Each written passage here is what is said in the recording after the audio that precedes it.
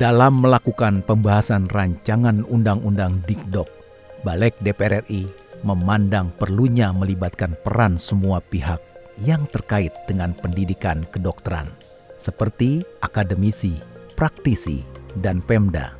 Saat kunjungan kerja di Bali, anggota Balik DPR RI I Ketut Karyasa menyoroti distribusi dokter yang belum merata di seluruh wilayah Indonesia, khususnya di wilayah 3T. Salah satunya disebabkan masih minimnya jumlah dokter di Indonesia.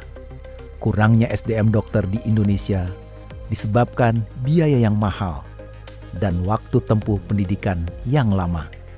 Pendidikan kedokteran saat ini lebih banyak diikuti kalangan menengah ke atas. Melalui revisi Undang-Undang Dikdok, diharapkan generasi muda dari semua kalangan ekonomi bisa mempunyai kesempatan menempuh pendidikan kedokteran. Adanya tidak sinkronasi antar lembaga yang ada di tentang kesehatan ini bisa diatasi, dan pemerintah pun tentu selama ini harus mempunyai peran penting. Anggota Balik DPR RI Kurniasih Mufidayati juga mengusulkan dimasukkannya pasal yang mengatur pembiayaan pendidikan kedokteran yang bersumber dari anggaran negara, baik berupa beasiswa maupun subsidi. Pendidikan kedokteran banyak menghabiskan biaya untuk sektor alat dan tempat praktek. Ada biaya yang standar, pemerintah harus hadir di sini untuk bisa memberikan subsidi pembiayaan. Mungkin bisa mengajak pihak ketiga juga ya, butuhkan peralatan, kemudian juga membutuhkan rumah sakit. Dalam kunjungan kerja ke Papua Barat, anggota Balik DPR RI Zainuddin Maliki mengungkapkan, pemenuhan SDM dokter yang berkualitas di suatu daerah tidak terlepas dari peran dan partisipasi pemerintah daerah terhadap pendidikan kedokteran. Keterlibatan Pemda dianggap perlu diatur dengan jelas dalam rancangan Undang-Undang Pendidikan Kedokteran dalam mengalokasikan anggaran dari APBD untuk pendidikan kedokteran di daerahnya, baik berupa beasiswa khusus maupun ikatan dinas. Kalau dia lulus nantinya diwajibkan untuk mengabdi di daerah itu, tidak mengabdi di tempat yang lain, termasuk untuk, karena Papua Barat ini juga punya wilayah-wilayah yang terpencil, mereka yang menerima beasiswa harus juga berkomitmen untuk nanti setelah lulus melaksanakan tugas di daerah-daerah yang masih terpencil, atau menyediakan anggaran memberikan beasiswa dalam bentuk ikatan dinas. Dalam bentuk ikatan dinas dalam arti begitu lulus dia menjadi pegawai pemerintah daerah.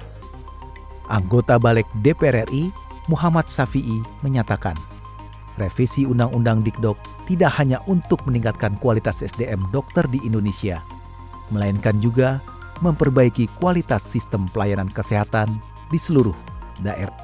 Masalah kekurangan dokter di wilayah tertentu disebabkan maldistribusi lulusan kedokteran. Sistem pelayanan kesehatan yang belum maksimal diharapkan bisa diatasi dengan pendistribusian dokter-dokter berkualitas hingga ke wilayah 3T, serta ditunjang dengan peningkatan infrastruktur kesehatan di seluruh pusat pelayanan kesehatan. Selama ini kan pemerintah daerah maunya dokternya lengkap, tapi partisipasinya nggak ada. Apalagi warganya yang memang punya minat menjadi dokter, tapi tidak punya kemampuan ekonomi untuk kuliah di kedokteran yang lama dan mahal tadi.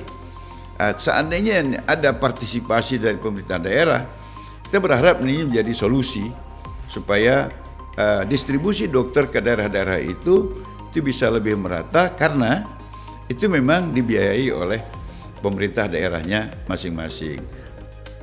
Badan Legislasi DPR RI berharap revisi Undang-Undang Dikdok bisa menyempurnakan pokok-pokok substansi yang sudah dan belum diatur dalam Undang-Undang Dikdok sesuai dengan praktik dan pengalaman yang terjadi di lapangan.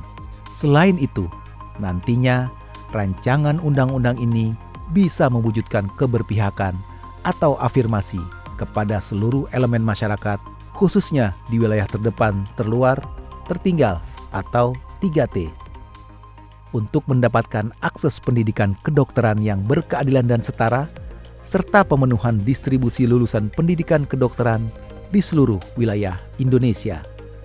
Tim Liputan TVR Parlemen melaporkan.